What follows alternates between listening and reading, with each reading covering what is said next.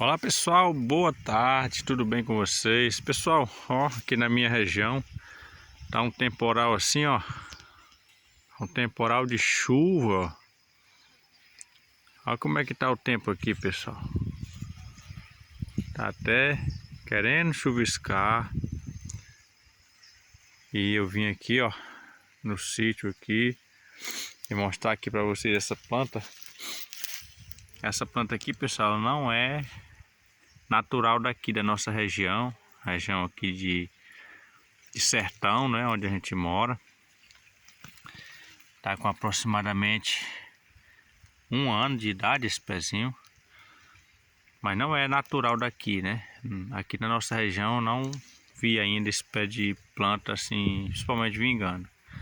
Pezinho de abacate, né? E tá muito bonito. Vamos torcer que daqui a um tempo a gente colha frutos dele, né, pessoal?